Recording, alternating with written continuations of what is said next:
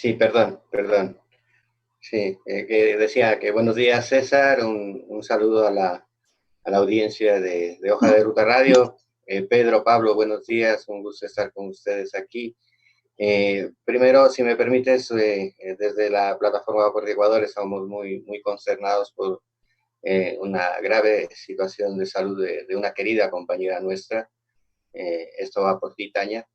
Y es quien ha estado también justo con lo que tú comentas en esta lucha institucional y en varias situaciones. En este caso, en concreto, con lo que son los tratados bilaterales de inversión, hemos presentado a nombre de la plataforma solicitudes de Amicus Curiae para estar presentes en la audiencia pública que la Corte Constitucional en principio llamaría para conocer lo que ya aprobó, lo que ya dio a trámite de la solicitud de la señora Elizabeth Cabezas en 2018, solicitando la reinterpretación del artículo 422 de nuestra Constitución, que es el escudo que nos protege de todos estos TBIs que no son nuevos, son del pasado y que nos afectó hace poco, en años anteriores, con TBIs firmados pues, principalmente por Sisto Durán Ballén y Alberto Dajic. Esta lucha ahora es institucional, es una lucha en la que, por desgracia, estamos pocas organizaciones, pocas personas.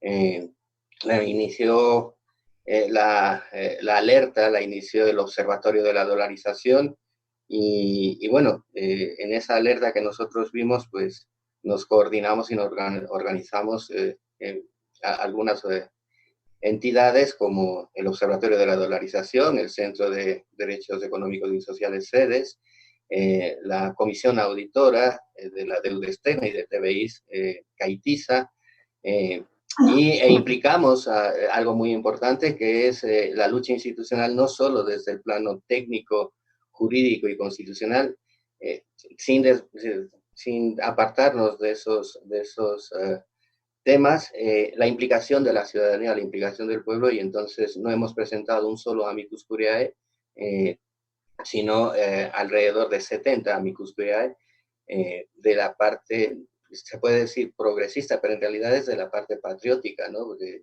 mucha gente hemos recibido el apoyo del colectivo Azuay Unido por la RC desde Cuenca, el colectivo DUR desde Chimborazo y personas particulares desde Guayas y Manabí y desde España también. Entonces es una lucha en la que se ha volcado, ya digo, no solo una, sino alrededor de 70 solicitudes frente a la única del poder fáctico, que ha sido la presión por parte del gobierno nacional, del licenciado Lenín Moreno Garcés, a través de su canciller José Valencia, y del entonces ministro encargado del Ministerio de Comercio Exterior. Entonces estamos en esa lucha. Es una pequeña primera victoria que hemos alcanzado, porque según el cronograma que tenía esta gente, tenían previsto hacerlo, aprobar esta reinterpretación, es quitarnos de ese escudo que tenemos en la Constitución, en el artículo 422, a mediados de febrero o máximo en la primera quincena de marzo, y hemos logrado detener eso.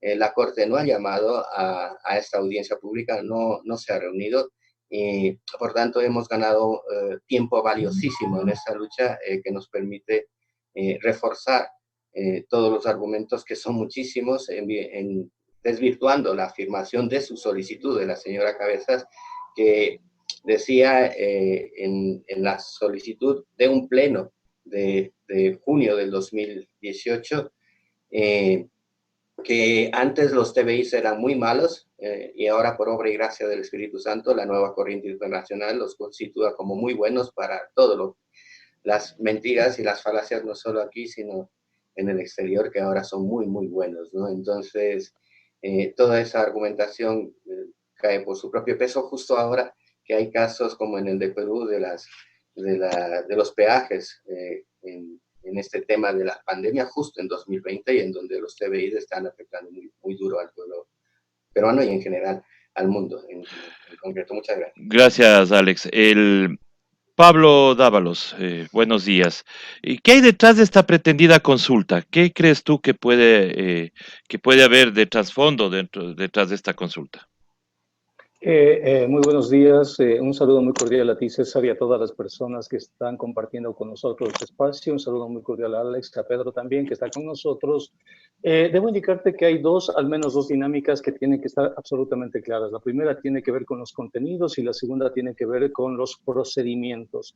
Los contenidos tienen que ver con el retorno del neoliberalismo, con el retorno de algo que el artículo 422 lo prohíbe, que son los tratados bilaterales de inversión, es decir, tratados de protección recíprocas a las inversiones que fueron ya denunciados por el gobierno anterior, sobre todo el 3 de mayo del 2017, la asamblea anterior denunció 12 TBIs, 12 tratados de protección recíprocas a las inversiones, y esto tiene que ver con recursos de los ecuatorianos. Recordemos que la OXI, por ejemplo, se apalancó en un TBI para plantear una demanda de $1.000 millones.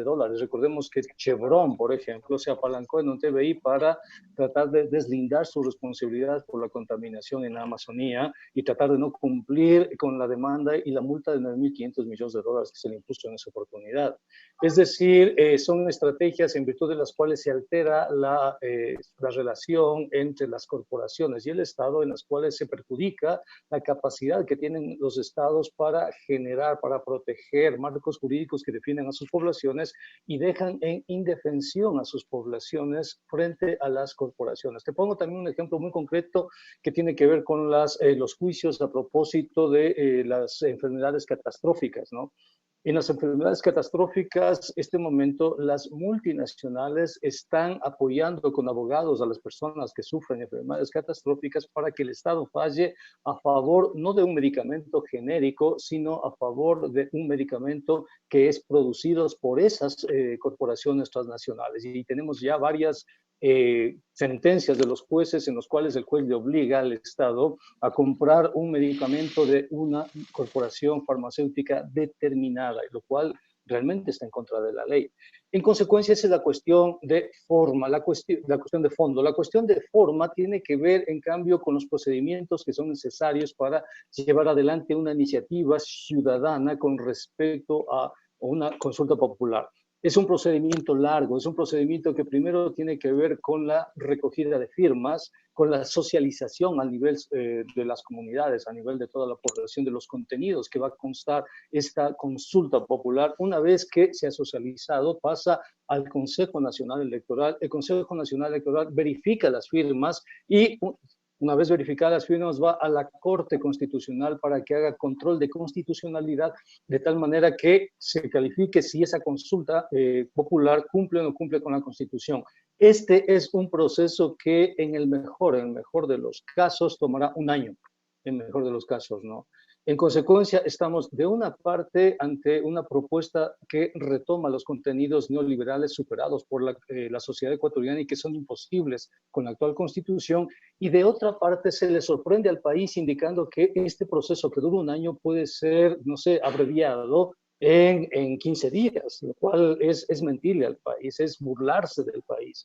Una consulta popular tiene que cumplir los parámetros determinados y solo puede llamar a consulta el presidente o la ciudadanía, pero con parámetros, con requisitos previos. Y en el caso de la ciudadanía nos es mucho más difícil porque tenemos que recoger firmas y no hay protocolos para recoger firmas en este momento en contextos de pandemia, socializar la propuesta y pasar por control de constitucionalidad. Y otra vez regresa pasado el control de constitucionalidad para que la CNE llame a consulta, ¿no?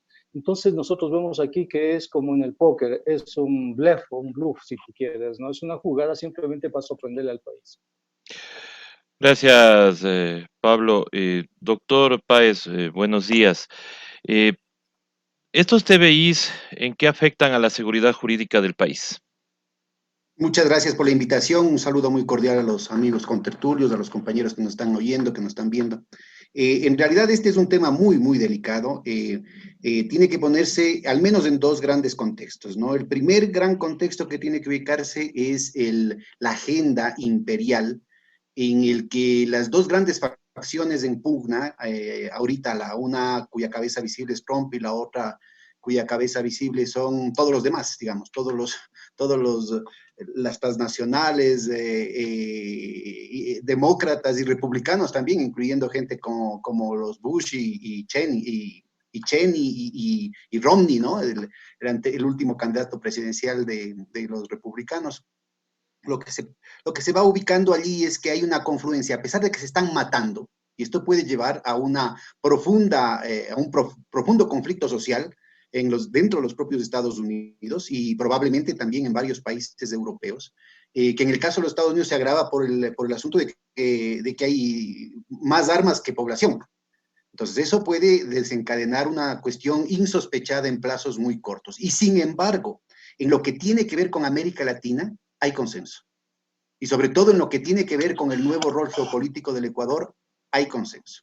Entonces, la cuestión de los TBIs tiene que ver con un proceso de destrucción de los estados nacionales, que viene con distintas olas, ¿no? Hay unos ciclos en los que arremeten con ciertas ofensivas y luego eso amaina. De destrucción del Estado Nacional, sobre todo en el tercer mundo, y que inclusive ya tiene un estatus académico, los estados fallidos, ¿no? Entonces los provocan los estados fallidos en el marco de la doctrina del full spectrum dominance, es decir, de la dominación de espectro completo, utilizando operativos psicológicos, manipulación de los mercados, manipulación de la economía, operativos mediáticos, manejos militares o paramilitares, procesos de secesión, ¿sí? El Ecuador puede, si nos regresamos a ver hacia atrás, podemos ir viendo que a lo largo de las décadas, las últimas 2, 3 décadas, han ido jugando con distintas perspectivas en todo ese repertorio, digamos, de instrumental, con una suerte muy heterogénea, ¿no? Yo creo que ahora están aplicando la dosis completa. Entonces tiene que entenderse este tema de los tratados bilaterales de inversión como un mecanismo de lesión severa, ¿no? Un mecanismo de vulnerabilidad extrema del aparato estatal, en condiciones en las que la política económica del gobierno ha ido ya debilitando el aparato estatal, ha ido creando una autoemboscada fiscal, es decir, ha ido creando las condiciones de un problema fiscal crónico en el país. El desplome de las recaudaciones y recortes fiscales que generan una depresión mucho más aguda de la que ya se está dando y que ha venido empeorándose. Al mismo tiempo, cubriéndose como una especie de coartada con la pandemia, pero también empeorándose con la pandemia, pero también con una serie de medidas que están debilitando nuestra capacidad de sostener la economía en el plano de la balanza de pagos y también en el plano de la producción, en el plano del empleo, en el plano de la propia economía privada. Y yo en esto soy muy claro, he insistido todo este tiempo. Por razones ideológicas, de adherencia ideológica, estos sectores de la gran burguesía están matando a su gallina de los huevos de oro, ¿no? Y esto se está, precipitando de manera muy rápida en términos de la tormenta perfecta. La situación es muy grave en ese sentido. Y de ahí viene el segundo plano, que tiene que ver con el otro contexto, ¿no? Aquí en el Ecuador, internamente aquí en el Ecuador, esto tiene que entenderse en el marco de la puja entre los miembros de la coalición, los grandes vectores, digamos, de la coalición que ahorita gobierna el país, en el que aparece, ¿no es cierto?, un interés por desmantelar las capacidades de un Estado dirigista de la economía para retomar las riendas del país. Cuestión que es verdaderamente desastrosa, en un momento en el que el primer contexto del que hablábamos, es decir, la pugna mundial, marca claramente los límites de continuar con el neoliberalismo, ¿sí? Es decir, el propio Trump es una expresión de esa situación, pero también, como se ve en la convocatoria al nuevo foro de Davos, del otro lado, es decir, de la parte del Estado profundo de los grandes imperios que apuestan a la globalización en el sentido neoliberal que hasta ahora hemos tenido, se ve claramente una autocrítica y la necesidad de un reformateo de la economía. Un reformateo de la economía que no puede ser ni siquiera rentable para esos sectores especulativos si no incluye importantes espacios de estímulo estatal, de redistribución de ingreso, de generación de oportunidades que vaya más allá de la lógica libre mercado, entre comillas. El Ecuador, más papista que el Papa, aquí queremos, ¿no es cierto?, embarcarnos en una agenda neoliberal extremista que en el marco de esta tormenta perfecta que se está generando, va a definir una situación de indefensión absoluta del país, ¿no? Inclusive si es que la población se vuelca a las urnas a cambiar, a pedir que se cambie de rumbo al país, las nuevas posibilidades, digamos, quedarían muy limitadas por el hecho de que se está embargando al país, se está hipotecando al país con este tipo de cosas. Pablo había dado algunas referencias en ese sentido, pero yo les pongo con un ejemplo así de concreto. Ahorita mismo se aparece la posibilidad de que no una cura, pero sí un paliativo para el COVID se descubre o lo recicla la empresa Gilead en los Estados Unidos, una transnacional que es propiedad de Rumsfeld y de Cheney, ¿no? Ministro de Defensa y vicepresidente de Bush. Que además no funcionó muy bien para el ébola y que ahora lo están reciclando para que pueda de alguna manera mitigar las partes más duras del tratamiento del COVID. Eso le está costando ahorita $3,100, ¿no? Allá en los Estados Unidos. Trump inmediatamente compra todas las vacunas, todas las dosis, pero además compra en la cadena del valor todos los insumos para mantener el monopolio absoluto de eso y garantizar la patente, y que eso se combina con lo que se estaba mencionando, de estos mecanismos para obligar a que los países compren la mercancía más cara, compren el farmacéutico más caro, ¿no es cierto?, precisamente a esas transnacionales. Con lo que ya está dispuesto dentro de la institucionalidad de la Organización Mundial del Comercio y de la Organización Mundial de Propiedad Intelectual, hay disposiciones expresas que permiten que en estos casos de seguridad nacional o de vida o muerte se puedan aplicar licencias obligatorias.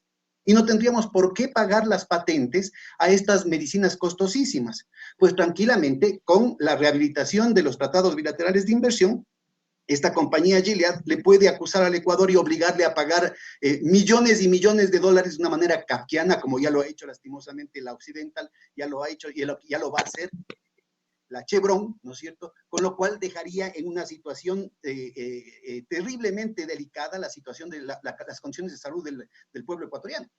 Para no hablar de otras alternativas, es decir, todo el tema de las privatizaciones, que ya está decidido, ¿no? Todo el tema de las privatizaciones que está decidido desde hace largo tiempo.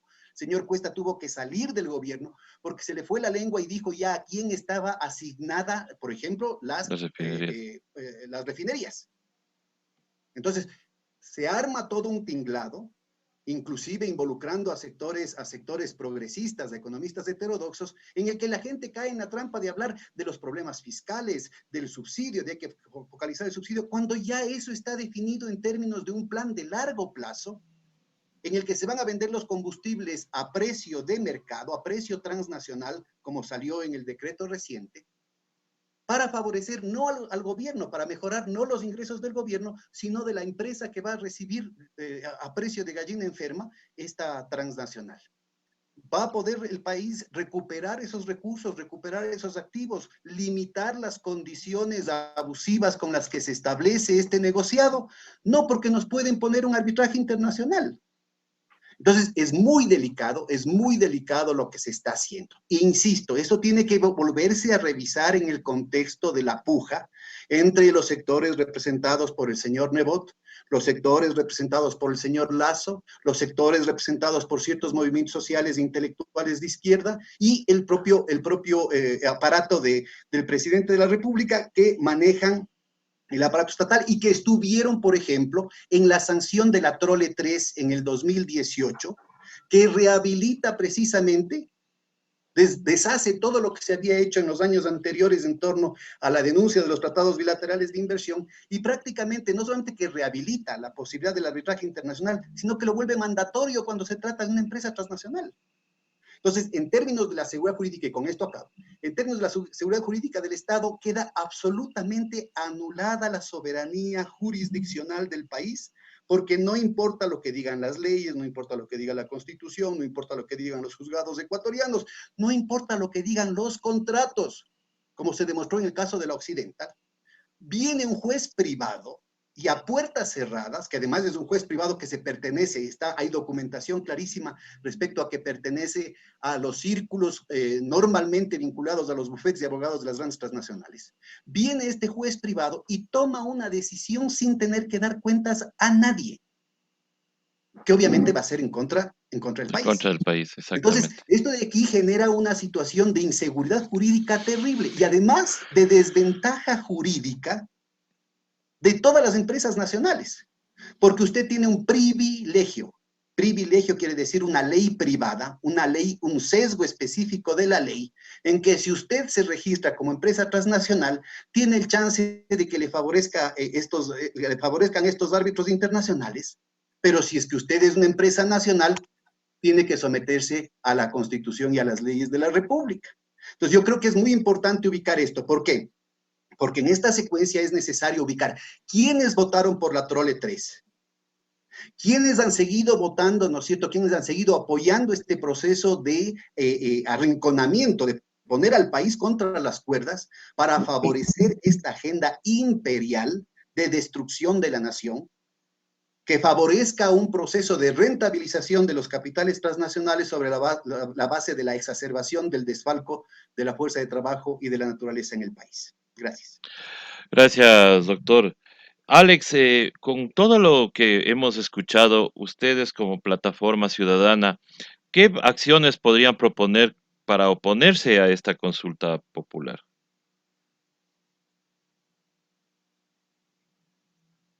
Ya, estaba con Ujú, el micro silenciado. ujú.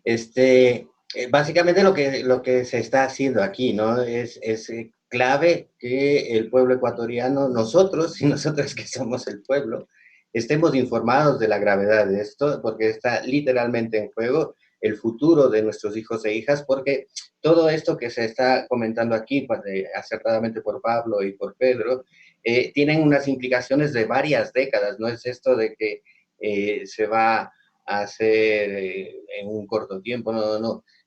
La vigencia incluso de los TBIs ahora es indefinida y cuando se los denuncia, cuando se quiere cortar eso, incluso cuando ya fenece la vigencia de un TBI, que pueden ser entre 15 y 20 años, el deshacerse de esos TBIs a través de unas cláusulas de continuidad, que se las conoce como cláusulas zombie dentro de los TBIs, es decir, que una vez terminado ese contrato o una vez que el pueblo ecuatoriano quiere poner un freno a estas cosas, existe esa cláusula zombie que básicamente es que un contrato ya muerto sigue vivo y nos sigue aniquilando a los recursos que nosotros tenemos, ¿no? Ese saqueo conlleva a que ya da prácticamente igual quién sea el presidente o presidente en el 2021, y no solo en el 2021, sino en los próximos incluso 40 años. Es gravísimo lo que nosotros estamos enfrentando. Por tanto, yo creo que si el pueblo ecuatoriano, si todos nosotros y nosotras supiésemos realmente el impacto de esto, estaríamos ya volcados a las calles. Pero curiosamente, las fuerzas progresistas que tienen mayor impacto, mayor convocatoria o mayor alcance, no están haciendo absolutamente nada, están centrados única y exclusivamente en sus intereses de campañas electorales, cuando este es un tema crucial, ¿no? Porque insisto, da igual los presidentes o presidentas en el futuro porque estarán atados de pies y manos, como ya sucedió en el pasado, con esos TBIs firmados con Flores Cordero o firmados por Sixto Durán Ballén y que afectaron luego de 21 años después, ¿no? Entonces, es gravísimo esto es absolutamente necesario también plantear lo que ha comentado hace poco Pedro, que el por qué el interés de entre comillas, señor Jaime Rebotzadi de llevar adelante una consulta popular similar a la de 2018, donde hay unas preguntas que suenan bien, que el apoyo al agro, que lo del IES, que también es un mensaje subliminal para la privatización del IES, y otros temas que parecen, ¿no? La protección del medio ambiente y todo ese eufemismo de esa demagogia barata de la derecha en general, para meternos por allí este tema del arbitraje internacional, para que lleguen las inversiones. Cuando él habla de traer inversión extranjera, realmente, aparte de las transnacionales que vienen a sacar al país, algo que también se tiene que decir es que es el interés por parte de los grupos que decía Pedro, que representan, pero ni siquiera que representan, son ellos mismos, que es la misma fórmula que ya ejercieron en los años 80 y 90, que a través de estos tratados bilaterales y de otros mecanismos han saqueado al país, trayendo desde el exterior el dinero que ya tienen en paraísos fiscales de estos grandes magnates multimillonarios como Jaime Nebot, Guillermo Lasso, el mismo Fidel Egas y toda una serie de capataces aquí en el país que parece que siguen queriendo administrar o controlar a la nación, a esta nación plurinacional, como si fuese su hacienda. Entonces, el interés es, por ejemplo, salir al exterior o ya tener ese dinero en el exterior y traerlo disfrazado como una transnacional o como una inversión extranjera para saquear al país. Un dinero que ya nos lo han robado. Es como si, para que nos entendiésemos, le damos las llaves, porque ese es el peligro, le damos las llaves de nuestra casa a un ladrón, le dejamos que robe dentro de nuestra casa, y cuando se ve que nosotros estamos en dificultades económicas porque nos ha robado todo, viene y ese mismo ladrón nos da un crédito a unos intereses chulqueros y encima con esos intereses nos impone que no podamos enviar a la universidad, por ejemplo, a nuestros hijos e hijas, y que la atención de la salud de Nuestra Señora que necesita alguna medicación o algún tratamiento en hospitales, pues que tenga que hacerse en los hospitales privados. Ese es el ejemplo más claro. Y termino con esto, es tan grave el asunto porque si bien es cierto, existe esa amenaza todavía en la Corte Constitucional, si la Corte Constitucional en una 18ª vez que se pretende eliminar el artículo 422, porque han habido ya 17 intentos sobre esto y en todo la Corte Constitucional ha dicho que no. En esta ocasión, al menos, está viendo con mucho recelo qué es lo que hacen, ¿no? Porque no han llamado todavía a esa audiencia pública. Pero aun cuando no lo han hecho, existe esa amenaza y es muy peligroso que la propia Corte Constitucional apruebe eso sin la movilización de todo el pueblo ecuatoriano en rechazo de eso. Pero si encima se pretende hacer vía consulta popular, si se pretende hacer vía referéndum, entonces ya estamos nosotros mismos poniéndonos la soga en el cuello y anulando literalmente cualquier posibilidad de futuro a nuestros hijos e hijas e incluso a nuestros nietos y nietas, ¿no? Eso es eso. Muchísimas gracias, Alex. Pablo, tú ya nos has dicho más o menos el procedimiento que se debe seguir para una consulta popular. Sin embargo, en declaraciones del abogado Nebot dice que para la segunda vuelta de este proceso electoral se podría incluir la consulta. ¿Esto tú crees que podría o también podría ser un pretexto para modificar el escenario, el calendario electoral y el escenario electoral? Bueno, hay que indicar que el calendario electoral no puede moverse porque ya lo determinó el Tribunal Contencioso Electoral. Ujú. Las fechas electorales están ya determinadas y no pueden cambiarse. Primero. Segundo, no sabemos si hay una segunda vuelta electoral. Si los sectores progresistas del país logran superar las divergencias que tienen y presentan candidaturas potentes, es muy probable que haya una sola vuelta electoral. Está el cansancio de la población ante la corrupción del sistema político, ante el neoliberalismo, la pobreza, ante la indolencia del gobierno, una situación tan dramática como la crisis sanitaria, que puede ser que tengamos primera vuelta electoral. En tercer lugar, el abogado Nebot no ha realizado los trámites pertinentes para llevar adelante una consulta ciudadana que permita calificar a las autoridades, como el CNE y la Corte Constitucional, los contenidos de esa consulta. Es decir, la ley, la Constitución y la ley son muy claras al respecto y establecen un mecanismo, establecen una serie de procedimientos que tienen que ser cumplidos. Caso contrario, es un procedimiento inconstitucional y, por lo tanto, ilegal.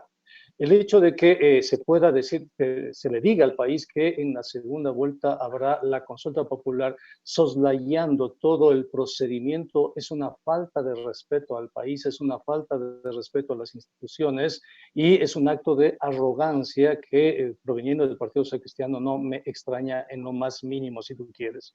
Lo que puedo indicarte, por ejemplo, nosotros en el Foro de Economía Alternativa y Heterodoxa estamos trabajando la renta básica universal. La vamos a presentar como iniciativa ciudadana vía CNE y vía Asamblea Nacional.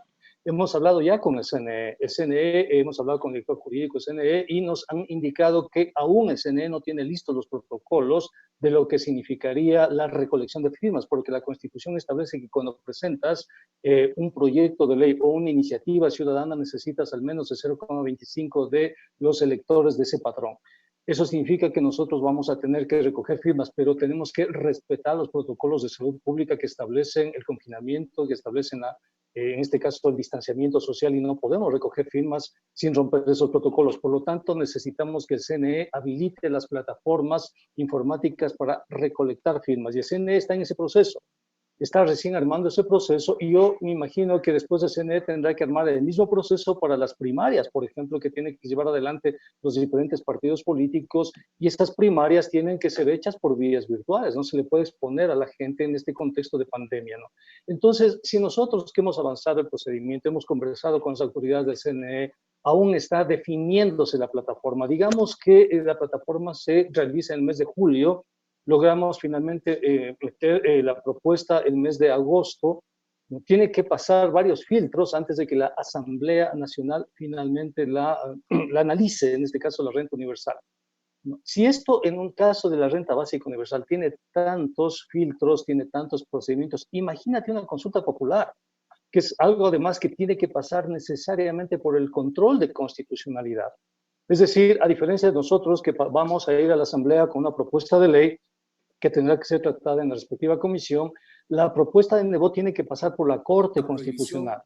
Mira, o sea, ya es más de un mes que yo, Pablo Dávalos, con otro grupo de personas, pusimos la demanda y el pedido de medidas cautelares para el gasto en la educación superior.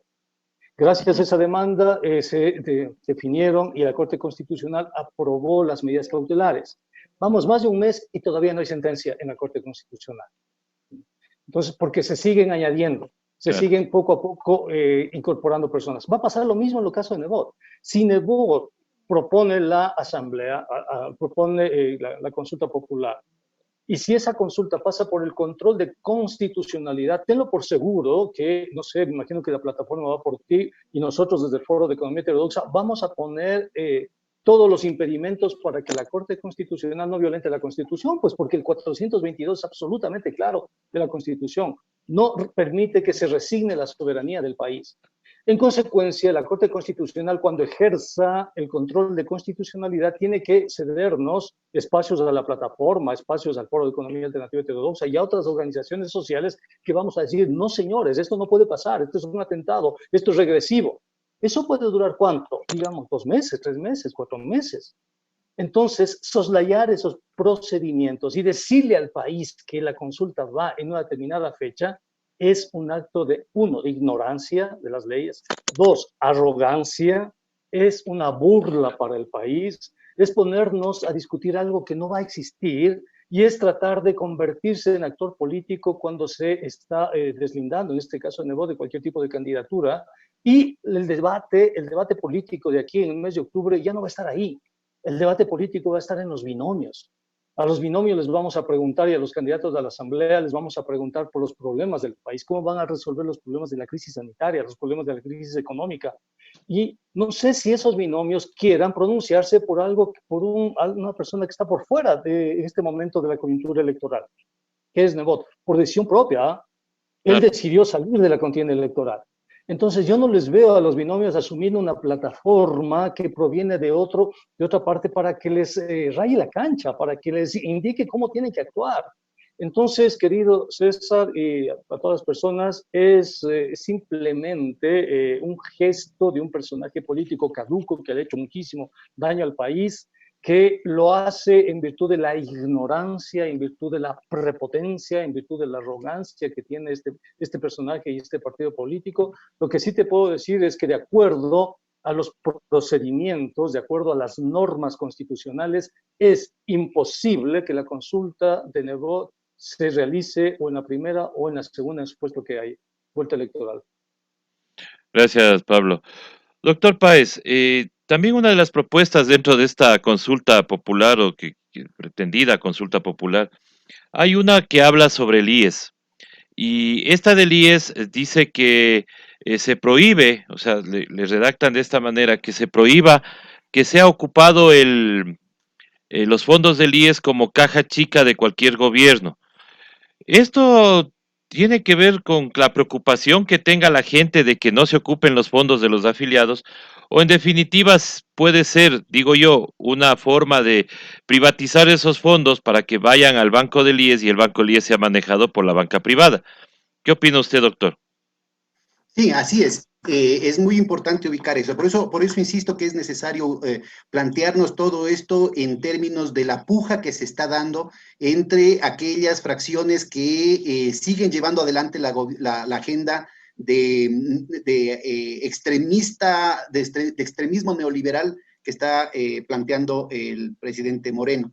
Y, en realidad, esa disposición de que no se puede utilizar la plata de los afiliados como caja chica ya está en la propia Constitución, está en la Constitución y en la legislación orgánica del IES.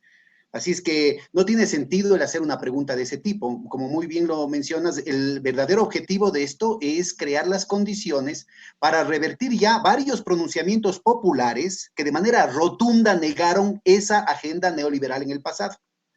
Lastimosamente ahora están inclusive sectores que se reclaman parte del campo popular haciéndole el juego a esta situación y lo han venido haciendo, contribuyendo al deterioro de la situación actuarial y de la situación de flujo de caja, sobre todo la seguridad social en el Ecuador.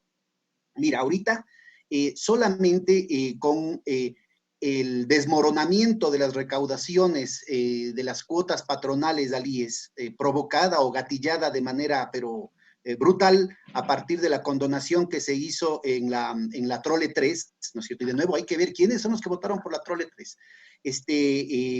Ha habido una situación de reducción brutal de las entradas antes de la pandemia. O sea, los ingresos del IES se han caído a lo bestia en ese sentido. Pero eso se ha empeorado con los despidos masivos que ha hecho el gobierno, no solamente los que directamente le atañen en el sector público, sino los efectos indirectos en el sector privado por la contracción masiva de la demanda efectiva. Entonces, las empresas no tenían a quién vender antes de la pandemia y ahora peor. Es decir, ahorita estamos hablando de una reducción entre el 40 y el 50% de los ingresos mensuales del IES, de los ingresos líquidos mensuales del IES. Y además estamos en una condición en la que no, o sea, por razones políticas, ¿sí? Para poder denigrar cualquier programa de obra social, de obras de infraestructura, de lo que sea, se ha bombardeado los mecanismos que tenía el BIES para invertir los fondos de largo plazo de los sistemas, de los distintos sistemas de seguridad social. Que ahí el tema de los vasos comunicantes hay que ser bastante más flexibles, es un tema de manejo técnico y de eficiencia en el manejo de los recursos, y que han sido totalmente desbaratados por ese bombardeo que ha impedido, por ejemplo, que se invierta inclusive en el tema de la vivienda.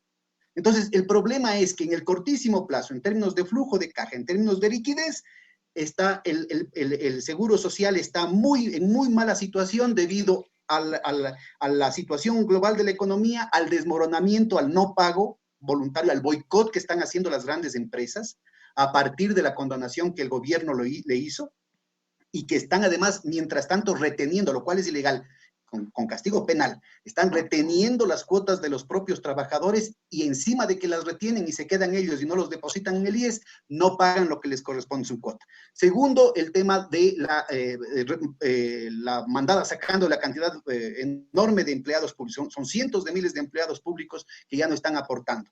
Tercero, cuarto, la situación indirecta de todos los empleados privados que han sido despedidos en este periodo, pero que ha sido agravado con la ley mal llamada de apoyo humanitario, nos ha facilitado todavía más empleados, el mandar sacando más empleados asalariados. Y sobre eso resulta ser que los pocos que se quedan con empleo han sido afectados en sus ingresos. Se les ha reducido la jornada laboral, se les ha reducido todavía más los ingresos. Entonces, la aportación al IES se ha debilitado por los cuatro costados con una segunda intención. Es decir, esto de aquí les cayó como anillo al dedo la pandemia, porque esta era una agenda que venían desplegándola, pero con toda la fuerza que podían, desde mucho antes. Porque lo que quieren es, como habías mencionado en la pregunta, entregar esos recursos a la banca. ¿Y qué está haciendo la banca con eso? Porque si la banca cogiera esos recursos y los invirtiera en el país, muy bien, pero resulta ser que sigue fugando capitales. De acuerdo a información de la Superintendencia de Bancos, hay más de 6.000 millones de activos de la banca privada del Ecuador afuera. ¿Cómo así?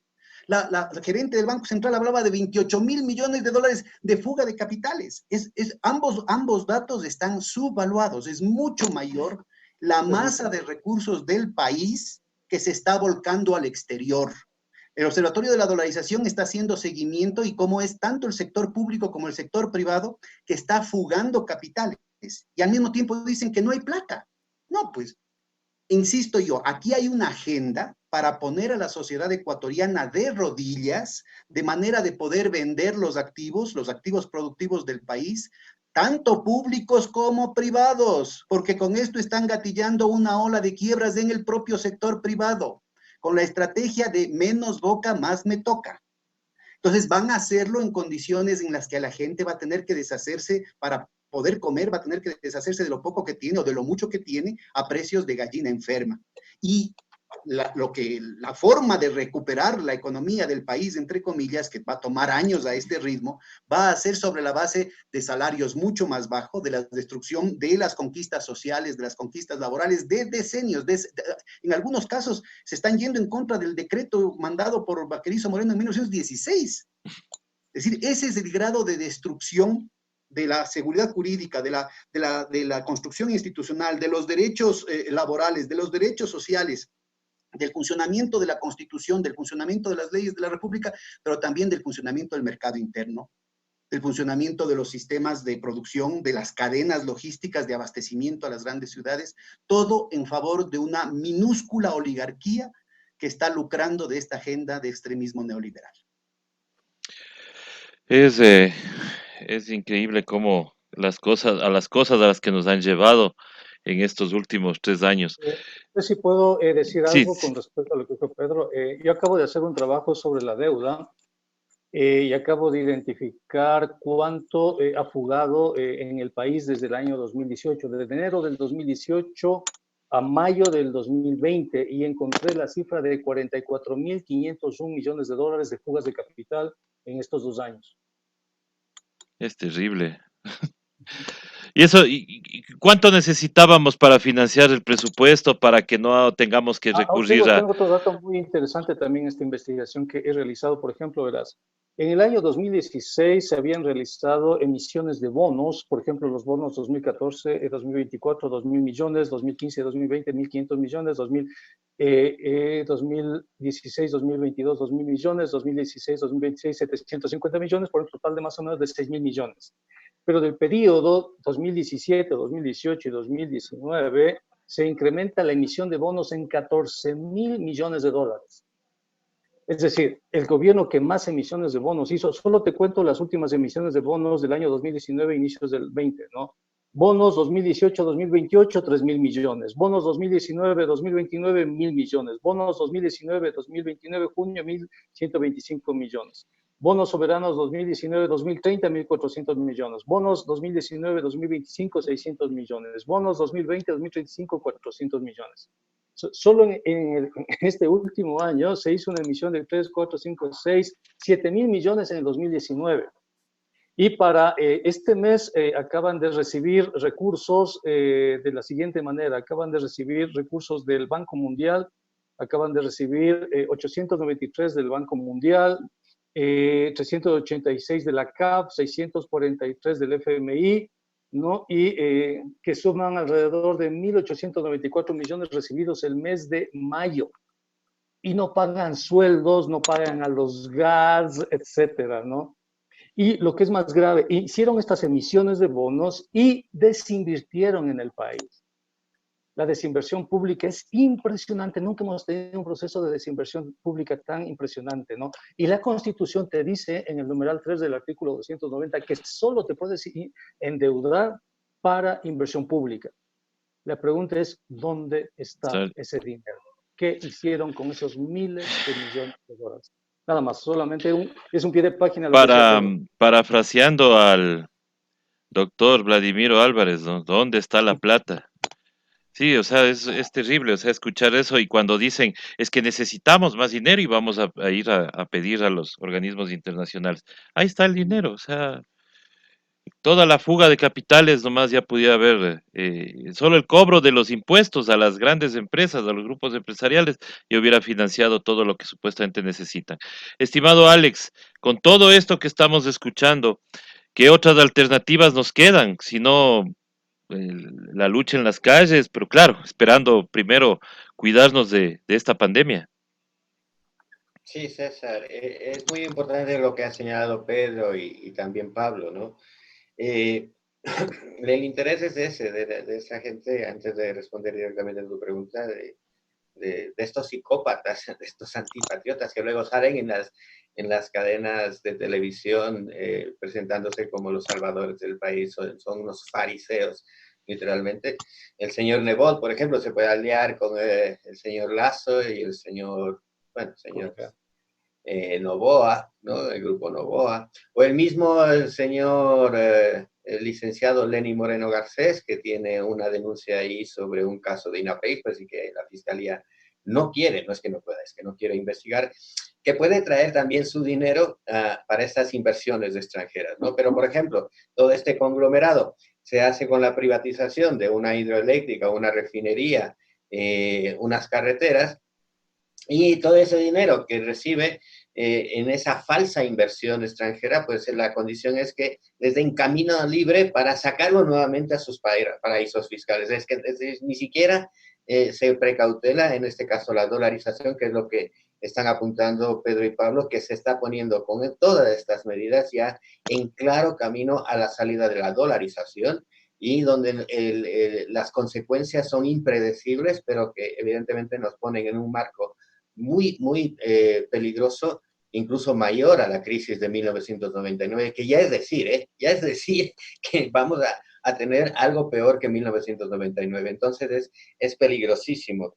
Luego también lo que ha comentado Pablo, pues sí, si el señor Nebot quiere llevarle esto a la Corte Constitucional, pues nos tendrá ahí enfrente a la plataforma, en ese caso a la plataforma también de economía heterodoxa de Pablo, al Observatorio de la Tolerancia, todas las organizaciones que estamos aquí luchando en este campo. Pero insisto, somos pocas las organizaciones, somos pocas las voces y eso es lo preocupante, ¿no? De hecho, ahora mismo tenemos esta oportunidad a través de Hoja de Ruta Radio, que siempre está interesados en estos temas. No es la primera vez que nos ha invitado. El domingo pasado tuviste a Andrés Arauz del Observatorio de la Dolarización también hablando sobre este tema, y al menos los medios alternativos deberían abordar esta situación para al menos intentar sobrepasar ese cerco mediático, hacer videoconferencias, hacer todo lo que sea posible para informar sobre esto de una manera que sea digerible, ¿no? Que no sea tan técnica sin salirse de los fundamentos tanto jurídicos, constitucionales como económicos. En ese caso, nosotros podemos seguir presionando, al menos tener ese frente controlado, entre comillas, en la Corte Constitucional. Ya digo, hemos presentado no solo la plataforma, sino otras organizaciones a través de una asesoría, a través de cómo se tiene que redactar un amicus curiae. ¿Qué es un amicus curiae? Que traducido es amigos de la Corte, que es una solicitud para que cualquier persona, ojo, cualquier persona, no organización, solo cualquier persona, cualquier ciudadano pueda ejercer su derecho. Es un derecho, no es que es un eufemismo, es un derecho dentro de la Constitución que nosotros podemos solicitar estar en esa audiencia pública y exponer nuestros argumentos para defender los intereses del país, ¿no? Entonces, nosotros podemos asesorar en eso, podemos asesorar cómo se tiene que redactar ese amicus curiae, cómo se lo puede ingresar hacia la Corte Constitucional, que además en estos días debido a la pandemia, ha abierto un sistema que se llama el SAC, SACC, a través del cual se puede ingresar estas solicitudes, estas demandas incluso de inconstitucionalidad, a través de la página web de la Corte Constitucional. Por lo tanto, no solo es las personas que vivimos aquí en Quito, lo puede, de hecho ya lo han hecho en postal, el documento físico escrito, la solicitud de amicus curiae de estas organizaciones, tanto en Chimborazo como en Azuay, y personas en particular desde Azuay, desde Guayas y Manabí. Pero al abrirse esta posibilidad de este portal informático de la Corte Constitucional, no solo se puede presentar estas solicitudes a nivel nacional, sino también a nivel internacional. Y aquí hacemos un llamado a los cerca de 3 millones de compatriotas que tenemos fuera para que nos ayuden en esta lucha institucional, para que la Corte Constitucional sepa que el pueblo ya no es el mismo de antes, que ahora sabemos defendernos, sabemos leer nuestra Constitución, sabemos argumentar y sobre todo que somos un pueblo organizado y coordinado, que es precisamente a lo que le temen estos gobiernos fascistas, ¿no? A un pueblo organizado, un pueblo coordinado que va sabiendo lo que dice, que no repite, sino que ya se ha leído lo que son los CBIs, ya se ha leído la Constitución, ya se ha leído leyes que nos permiten esto, aparte de la Constitución, como puede ser la Ley Orgánica de Transparencia y Acceso a la Información Pública, la Ley de Participación Ciudadana y Control Social, que no lo tienen todos los países. Hay que decirlo, y hay que aprovechar esos derechos, hay que aprovechar esas vías para defendernos de forma institucional, no solo en las calles, que también, no digo que no, que también, lo que tú has comentado, a través de, pues eso, mecanismos de protección pues, debido a la pandemia, pero cuidando los dos frentes, porque nosotros y nosotras, y lo voy a decir muy claro, no somos únicamente para agitar banderitas y mostrar carteles, sino que también podemos luchar de forma institucional sin la bendición de nadie y que podemos hacerlo desde el plano netamente ciudadano, ¿no, César? Listo, gracias, Alex. Pablo, ya hubo una consulta en este gobierno. Se recibió el apoyo, por ejemplo, del sector indígena. ¿Tú crees que en esta vez vayan a apoyar algo propuesto por Jaime Nebot?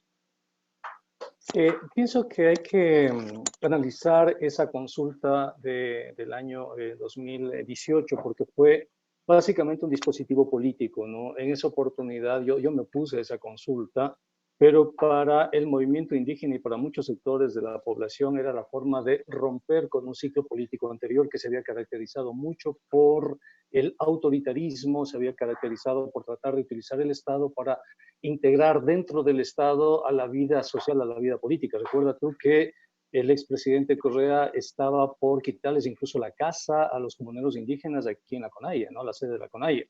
Había decretado que salgan de esa casa.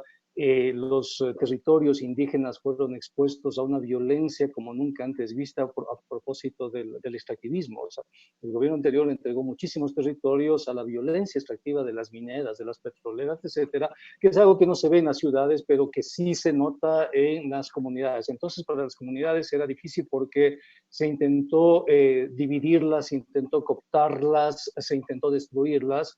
Era difícil salir de ese ciclo político y cuando vieron la oportunidad de salir, de romper con ese ciclo político, utilizaron obviamente la coyuntura del año 2018 para establecer distancias con ese ciclo político, pero una cosa era lo que las comunidades indígenas estaban proponiendo, que es el fin del extractivismo, el fin de la violencia estatal en contra de las comunidades, y otro el plan que tenía Moreno, pues Moreno tenía, imagino ahí, asesoría directa de la Embajada Americana para utilizar justamente la energía política de esa consulta en contra de un gobierno autoritario para romper con todas las condiciones de posibilidad de eso, de ese grupo político, ¿no? Para generar una dialéctica que es la dialéctica del gobierno y sus aliados con sus enemigos que eran básicamente sus exaliados. En este caso, un partido que después se va a llamar Revolución Ciudadana. Y le metieron al país en eso. En el año 2018, en el año 2019 teníamos que el gobierno, ¿no?, con todos sus aliados y una oposición creada desde el gobierno que era, en este caso, el partido político con el número 5, la Revolución Ciudadana. En octubre se rompe esa dinámica, en octubre nace una nueva oposición desde la sociedad, se interrumpe esa dialéctica, si tú quieres, y claro, hay muchos sectores que están en contra de que se haya interrumpido esa dialéctica, y dicen, bueno, ahora que le saquen a Moreno para que permitir o nuevas elecciones o que asuma otro, o sea, pero no se trataba de eso, se trataba de algo mucho más complejo, ¿no? Entonces tú tienes ahí que no se dan las condiciones para una nueva consulta, o sea, no están dadas. porque son instrumentos políticos las consultas. La consulta del año 2018 era para generar esa dialéctica entre el gobierno, sus aliados y lo que ellos visualizaban como la única posibilidad política que podría constreñir sus ambiciones electorales, en este caso la Revolución Ciudadana. Entonces le convirtieron, crearon ex profeso su propio enemigo político, ¿no? Es algo que viene desde el año 2007. El propio gobierno creaba sus enemigos políticos. En el año 2007 al 2017, por ejemplo, las comunidades indígenas nunca fueron reconocidas como interlocutores políticos. El gobierno reconocía como interlocutores políticos a los banqueros, a los empresarios, a los medios de comunicación, pero no a la CONAIE. O sea, no a los comuneros, no a la gente. O sea, les negó la capacidad de ser interlocutores políticos. Lo mismo hizo Lenin. O sea, Lenin desconoció a ese sector que emerge con fuerza en octubre y creó su propia némesis política, ¿no?, en la Revolución Ciudadana. Entonces, no creo que existan otra vez las mismas condiciones. Creo que el país va a ir a las elecciones del próximo año. Básicamente va a utilizar el país las elecciones como un referéndum en contra de lo que ha significado el ajuste neoliberal, la corrupción, la indolencia del gobierno. Probablemente apoyarán a candidatos que vayan del centro a la izquierda, probablemente.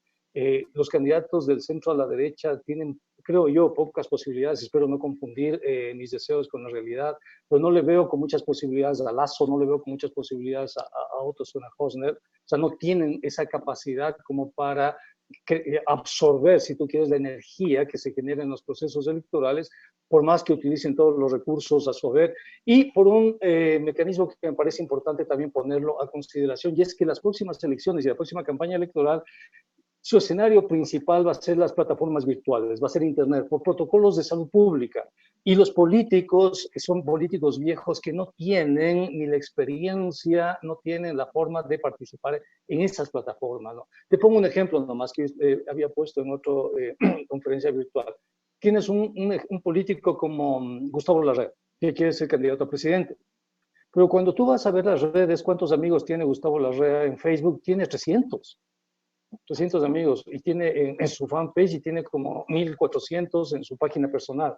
Es decir, son políticos que no se manejan, no se mueven en el mundo de las redes sociales, pero ahí va a ser el escenario de la disputa electoral, las redes sociales, las plataformas de Internet. Entonces, no sé qué posibilidades tengan ellos en las próximas elecciones. Espero de todo corazón que el país reflexione, recapacite y no les entregue su voto, pero en todo caso no veo ninguna posibilidad de ninguna consulta popular para las próximas elecciones. No lo veo por dónde. El único que podría llamar a consulta en este momento, abreviando los procesos, es el gobierno. Pero aún así el gobierno tiene que enviar al control constitucional los contenidos de la consulta y no sé qué vaya a consultar el gobierno, ¿no?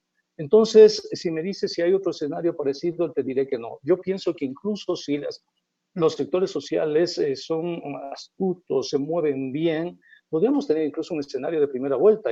Y en ese escenario de primera vuelta podríamos ya con un binomio electo del mes de febrero pedir que se entregue anticipadamente el poder, pues para evitar que este gobierno continúe haciendo daño al país. Esos son los escenarios que yo visualizo, querido César.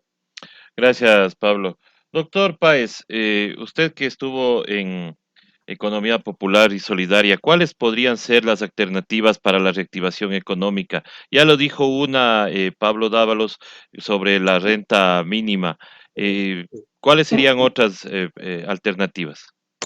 Esa es una pregunta fundamental, ¿no? Y yo creo que es una condición indispensable para la salud del país el acabar con esa retórica y con esas justificaciones de correístas contra anticorreístas y empezar a plantear efectivamente cuáles son las medidas que pueden sacar al país adelante, ¿no? Entonces, yo no estuve en la Superintendencia de Economía Popular y Solidaria, sino en la Superintendencia de Control del Poder de Mercado. Sí, tienes razón. Entonces, una de las cosas que se podrían hacer, está muy bien el tema del ingreso ciudadano, pero habría que ir habilitando otras cosas, como por ejemplo, mira, logramos poner 1.700 millones de dólares de productos de la economía popular y solidaria en las fechas de los supermercados, sin un solo lugar de gasto estatal, porque inclusive habían conflictos con ciertos sectores del Ejecutivo. ¿Por qué no se rehabilita esa situación? Ahora, en medio de las restricciones de contacto y de movilidad, son los grandes almacenes, son los grandes bancos, los grandes supermercados los que han hecho su agosto. ¿Por qué no permitimos que ese proceso de reactivación de la economía, de manera muy cuidadosa, permita verdaderamente relanzar desde la economía popular y solidaria, desde abajo, de una manera inclusiva, desde el territorio, desde la comunidad, los procesos productivos? ¿Por qué no generamos mecanismos, por ejemplo, que además también fueron en el marco de ese odio irracional? Algunos sectores de izquierda, con análisis muy sofisticados, decían, es que el dinero electrónico va a destruir la dolarización, va a acabar con el país. El rato que pasó a manos del monopolio de los bancos, ¿no es cierto?, calladitos, y vean qué es lo que ha pasado. Ahorita, una de las formas de evitar el contacto y la posibilidad del contagio debería ser profundizar el tema del dinero electrónico. Cuando eso fue planteado, lastimosamente, con muy poca fuerza, como un servicio público sin fines de lucro, ¿no es cierto? Hubo todo un bombardeo. Vean ustedes cómo están países como Noruega, como Holanda, como Suecia, países pobres como Nigeria. Yo fui invitado inclusive a conocer cómo era esa experiencia. El tema de India, en todas partes, ¿no es cierto?, se está generalizando el tema del dinero electrónico. Si usted pone el dinero electrónico con una red de redes, que nosotros venimos planteando ya desde hace 20 años, inclusive antes de que empiece la dolarización, una red de redes que incluya al sistema electrónico de pagos del Banco Central del Ecuador, con la banca de fomento, la banca estatal, pero también con las cooperativas, las cajas de ahorro, las cooperativas grandes, las cooperativas pequeñas, las cajas de ahorro locales, articulando con asambleas productivas locales los circuitos de pagos, los mecanismos de flujo de la liquidez para lograr que los recursos se queden en el territorio, en la localidad, y desde ahí reactivar la economía. Yo creo que se puede saltar de esta dicotomía que es absolutamente perdedora, absolutamente insostenible, de, como decíamos antes de salir al aire, o encerrados o enterrados. Yo creo que hay otras alternativas, como una poesía de Pablo Neruda, ¿no es cierto? Entre morir y no morir, me decidí por la guitarra, a ponernos creativos en términos de las opciones que se puede tener. Hemos planteado tarjetas de crédito productivos. Yo, cuando recién llegué a la Universidad Central, que ya no estoy en la Universidad Central, lo primero que hicimos fue una semana de propuestas de este tipo, que no son ni correístas, ni anticorreístas, ni de izquierda, ni de derecha, ni del gobierno, ni de la oposición, ni de la sierra, ni de la costa, que son necesarias para el país, son urgentes para el país. Hay que pensar en la gente que vive con lo que vende al día. ¿Cómo continuamos, ¿no es cierto?, en una cuarentena de este tipo sin pensar en la gran mayoría de la población cuya situación se vuelve insostenible? Y en el abuso que planificado, como se demostró en la ley de apoyo humanitario. Y de nuevo, no se puede poner como justificación el tema de la maldad del correísmo para ver quiénes son los que votaron a favor de esa ley, por favor, a favor de la ley Trole 3, a favor de todas estas leyes en perjuicio de la nación, en perjuicio de los sectores populares. Sectores que han estado trabajando de manera sistemática en ese reparto del poder, que continúa.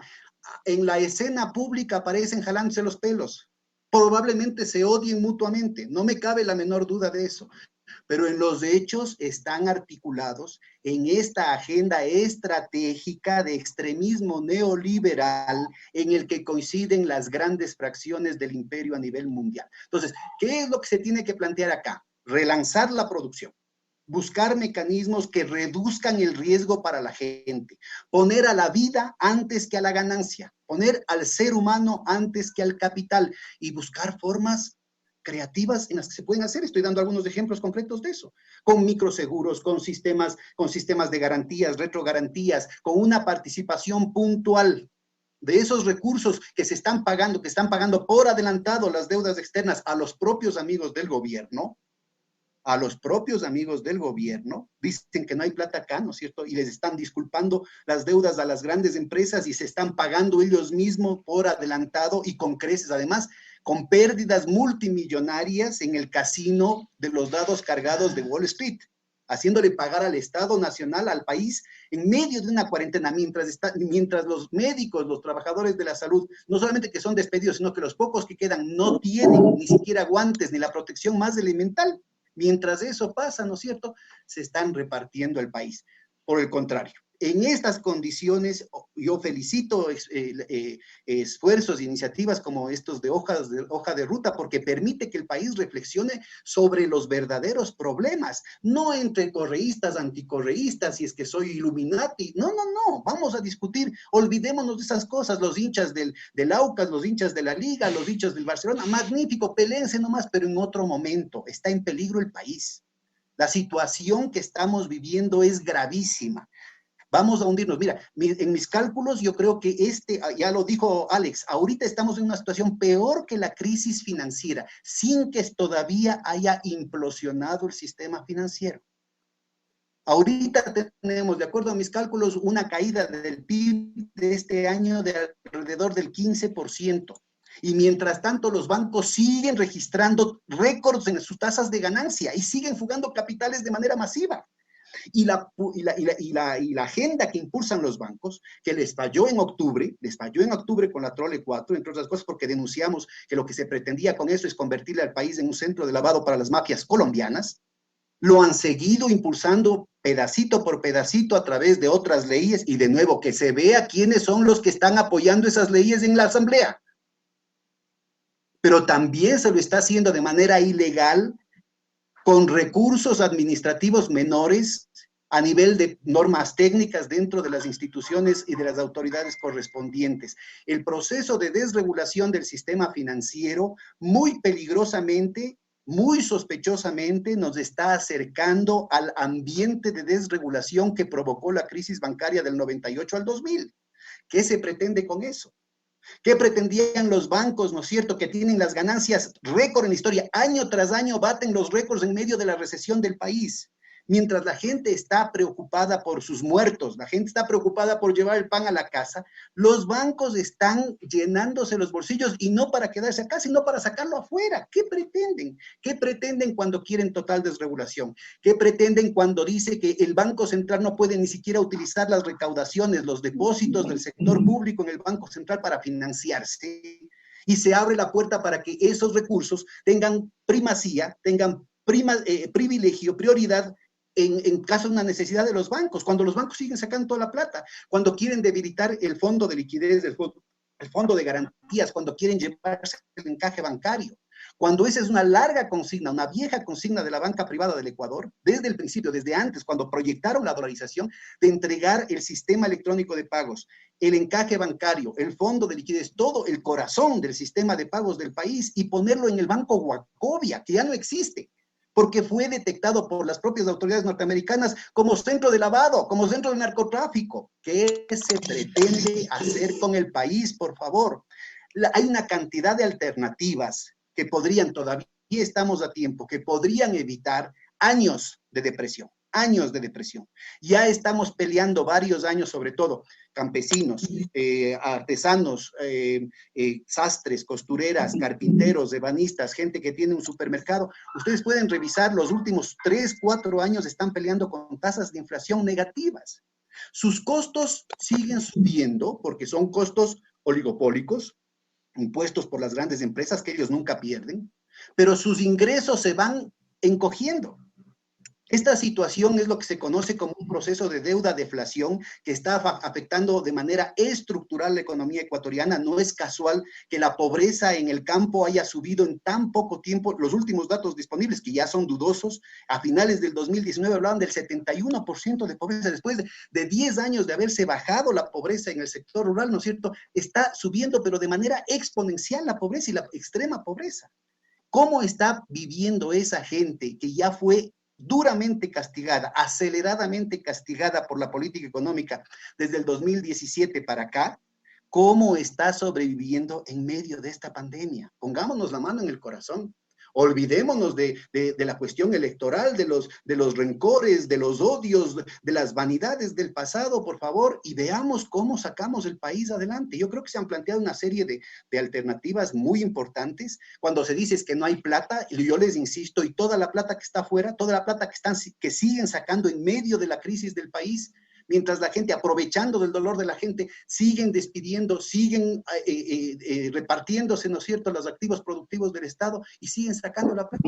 ¿Cómo vamos a relanzar la economía? ¿Cómo va a sobrevivir? Siguen algunos apostándole al mercado internacional. Están locos. La economía mundial se está desplomando también. Es indispensable recuperar un mercado interno sobre la base de la construcción de capacidades productivas locales, capitalistas y no capitalistas, sobre la base de la posibilidad desde el territorio, desde la comunidad, de armar tejido productivo, que permita integrar, por ejemplo, con las universidades, con las asambleas productivas, ya lo hicimos con 470 asambleas productivas, alternativas tecnológicas inmediatas que permitan recuperar, no solamente en el plano de la viabilidad económica, sino también en el tema ambiental, en el tema de la salud personal de la gente, opciones que efectivamente pongan al ser humano por encima de la lógica del capital. Aquí ya vemos 17 millones de ecuatorianos con ganas de superarnos, con ganas de salir adelante, de defender la economía de nuestra familia, de nuestra comunidad, que nos den el chance y que dejemos de estar en estas cuestiones llenas de odio, que lo único que hacen es hacer el juego, ¿no es cierto?, a esa estrategia imperial del full spectrum dominance y de las guerras híbridas, con el cual, bueno, se nos van a llevar el oro y el moro. Listo, muchísimas gracias a nuestros panelistas. Quiero dejarles a ustedes con su último mensaje. Mi estimado Alex, tu mensaje a la ciudadanía.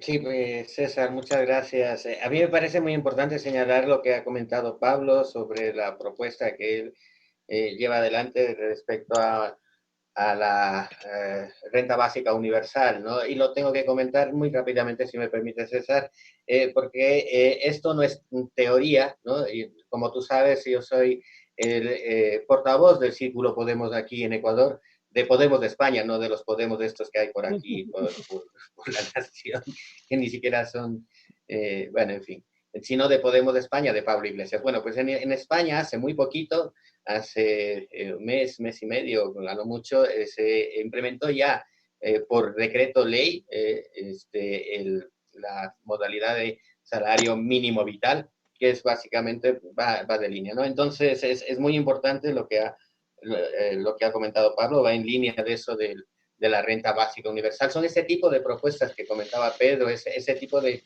análisis de lo que es el dinero electrónico, lo que es la economía popular y solidaria, las alternativas, pero eso, claro, se puede hacer a través de el análisis entre nosotros y nosotras mismos. O sea, no podemos seguir delegando al resto de organizaciones, partidos políticos. No, tenemos que reunirnos en el barrio. Estamos en una situación de guerra crítica, en donde la organización de lo más pequeñito tiene que ser fundamental para saber cómo vamos a sobrevivir, literalmente cómo vamos a sobrevivir. Y ahí salen las ideas, ¿no? Como estas que se están manejando. Luego, para hacer muy concretamente, también tengo que señalar no solo las organizaciones políticas no se están preocupando sobre el peligro que significan los tratados bilaterales de inversión, que son más tratados bilaterales de invasión, un TBI como tal, sino también de otras organizaciones, por ejemplo, y lo tengo que decir,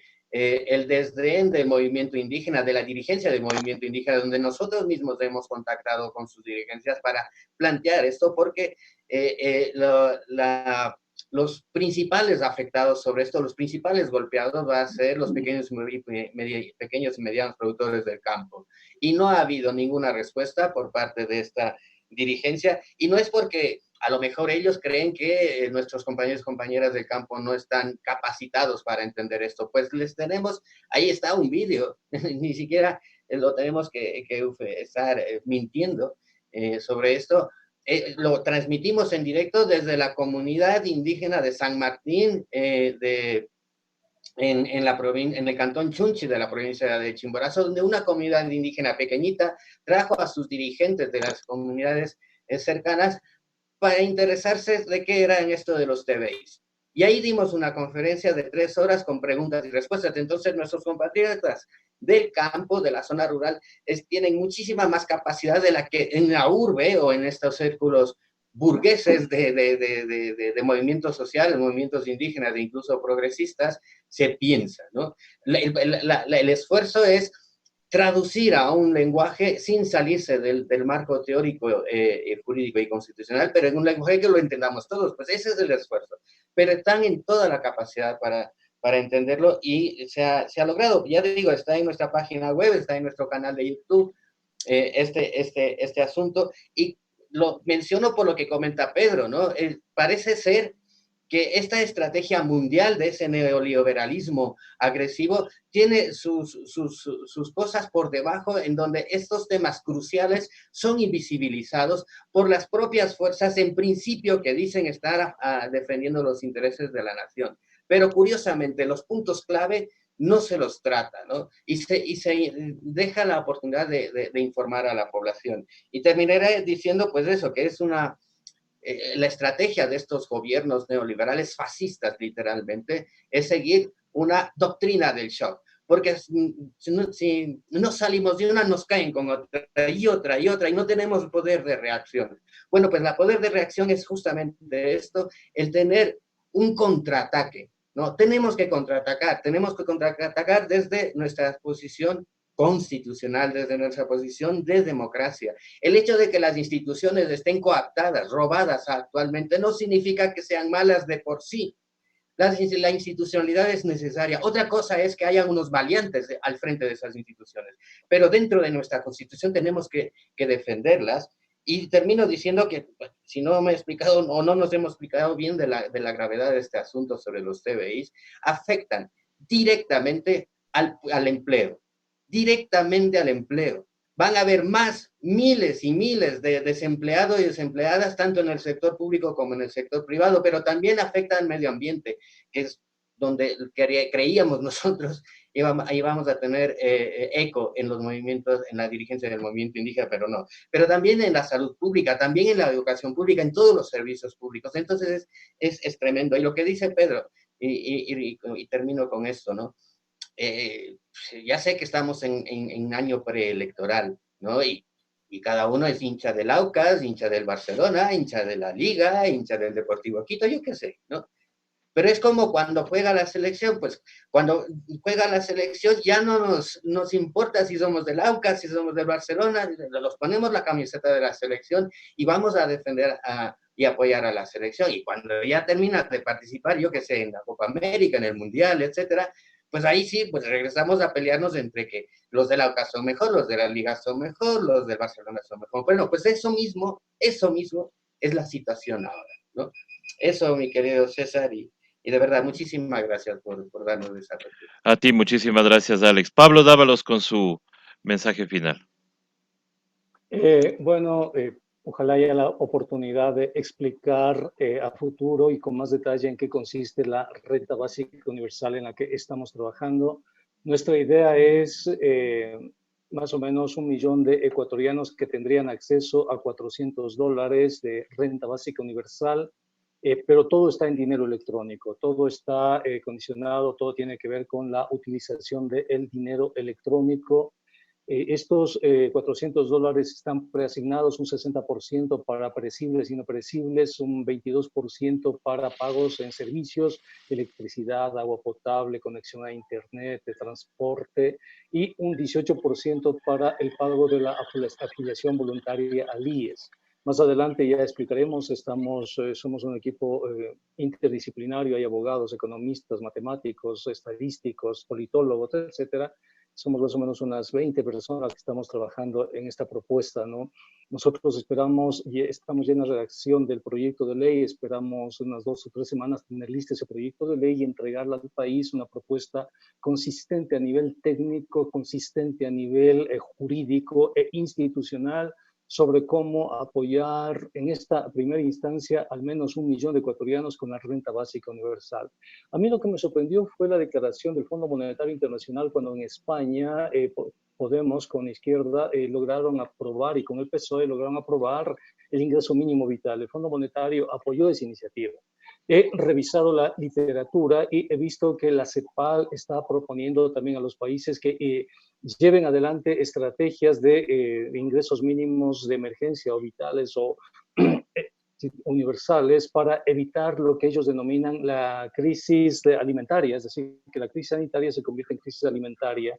He visto que en Colombia ya un grupo de senadores de diversos partidos han presentado una propuesta de ley para crear el ingreso de mínimo de emergencia, al igual que en Argentina. Es decir, el Ecuador puede de aquí más o menos a las 3 o 4 semanas contar también con una iniciativa que se denomine la renta básica universal. Pero esa tiene que ser una iniciativa de la sociedad civil, del pueblo.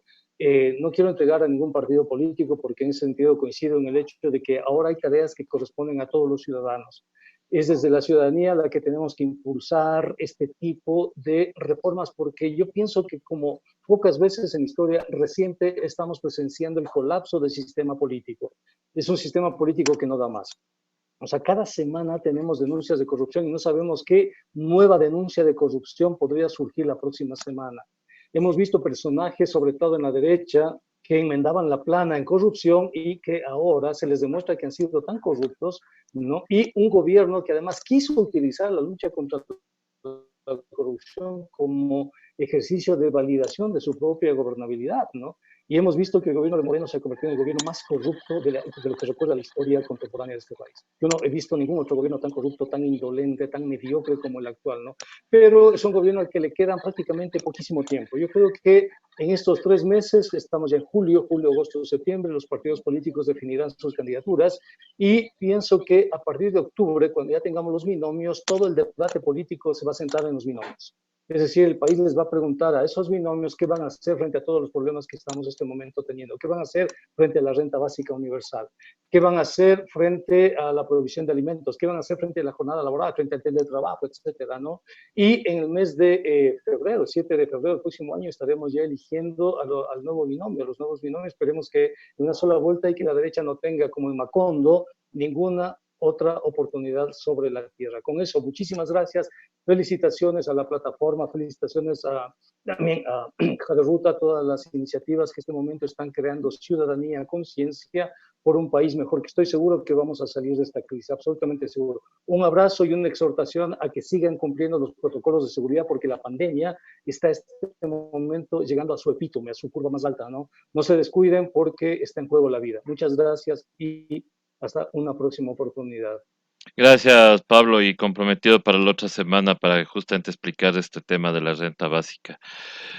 Doctor Páez, su mensaje final. Muchas gracias de nuevo. Yo creo que hay que tener mucho cuidado con descuidarse. Es decir, nada de que ya se acaba el gobierno, porque hemos estado con esa cantaleta desde el principio. No, ya se cae el gobierno. Si el gobierno es muy débil, ha sido lo más eficaz para meternos, pero por un golazo, ¿no es cierto? Una agenda extremista que ha sido preparado, pero para cada sector de la economía, para cada sector de la sociedad, de la educación, de la cultura, de todo. Y esa agenda extremista neoliberal de los sectores más retardatarios del país, aliados al imperialismo, pero más carnicero, está depurándose, pero con todo detalle. Esas broncas externas son puro pantalla. Miren, la propia discusión que estamos teniendo ahorita del referéndum que plantea el señor Nebot, es un beso volado al señor Lasso, porque está entregando en bandeja de plata a los bancos, y el representante de los bancos es el señor Lasso, tanto de la sierra como de la costa, aunque en realidad detrás de ellos, de los grandes bancos de acá, están los ejes financieros anglo-españoles, ¿no? A través de la fachada española aparecen como que fuera una cuestión independiente. Entonces, en realidad, por debajo de la mesa, inclusive aquellos que se reclaman del campo popular, están ganando tajada. Cuidado, cuidado. Todavía, ¿no es cierto? Todavía pueden dejarnos fritos. Está listo el reparto, está listo el daño con las privatizaciones, con la desregulación financiera, con la cuestión de los tratados bilaterales de inversión, con los mecanismos con los que se están abusando del dolor de la gente mientras estamos en cuarentena. Por eso es que es indispensable plantear, y yo aplaudo esta iniciativa del ingreso universal ciudadano, que hay que apoyarlo con todas las ganas, y que sea con el dinero electrónico, pero cuidado, que regrese a ser sin fines de lucro, que sea una función de utilidad pública, no para seguir enriqueciendo a los banqueros como ahora, no, que sea de servicio público sin fines de lucro, y que funcione además, por ejemplo, con Supertienda Ecuador, que me había olvidado decir, es una plataforma que permite, ¿no es cierto?, ahorita utilizando las tecnologías de información y comunicación, permitiría que se movilice la producción de la gente, inclusive a pequeña escala, que se puedan establecer cadenas de valor, que los propios productores puedan establecer sus consorcios, sus mecanismos asociativos para cumplir, por ejemplo, con las demandas de un supermercado, o con las demandas que vayan acordando a través de esta plataforma a nivel ciudadano, individual, o, por ejemplo, para una compra pública, que es otra cosa que ha sido totalmente olvidada. Hay una cantidad de mecanismos para un relanzamiento de la economía inclusivo, sostenible, ecológico, democrático, en el que participe la pequeña empresa, la gran empresa, la mediana empresa, pero también formas de producción no capitalistas. Ahorita este proceso de reformateo mundial va a tener consecuencias gravísimas sobre la apuesta irresponsable que están haciendo las élites del Ecuador a continuar con más de lo mismo. Es fundamental que nos volvamos creativos en torno a cuáles son las soluciones. Esta cuestión del ingreso universal es pero indispensable y como ha dicho muy bien Pablo, hasta el Fondo Monetario lo está planteando. Pero aquí, ¿no es cierto?, son más papistas que el Papa porque quieren utilizar esa situación, inclusive al Banco Mundial, que en última instancia es el autor intelectual de esta agenda de extremismo neoliberal y que después se plasmó en el plan de gobierno del señor Lasso, ¿no es cierto?, están instrumentando a estos sectores como un elemento de cobertura o de respaldo, entre comillas, técnico, para una agenda local de poder, de sumisión, de quebrar el espinazo, la dignidad de la población, la dignidad de la sociedad ecuatoriana en cada uno de los sectores. Y el tiempo que tienen, mientras nosotros nos estamos preocupando por la pandemia, nos estamos preocupando por las elecciones, ellos están repartiendo al país en peso. Así es que no, alertas, bravo por este tipo de iniciativas, que sigan este tipo de discusiones técnicas, nadie tiene el monopolio ni de la verdad ni de la iniciativa, que se siga discutiendo cómo sacamos el país adelante. Gracias. Exactamente, así es, doctor. Queremos agradecerles nuevamente a Alex Flores de la plataforma Va por ti Ecuador, a Pablo Dávalos, economista, y al doctor Pedro Páez, también economista, con quienes hemos tratado este tema de la consulta propuesta por el abogado Jaime Nebot y el regreso de los TBIs. Muchísimas gracias nuevamente, gracias a todas las personas que se han conectado y que han expuesto sus mensajes, siempre recordándoles que con el mayor de los respetos, respetaremos su criterio. Nosotros estamos ya más adelante con las entrevistas propuestas para este día viernes y agradecemos nuevamente la presencia de nuestros tres invitados. Muchísimas gracias y hasta pronto. Hasta luego.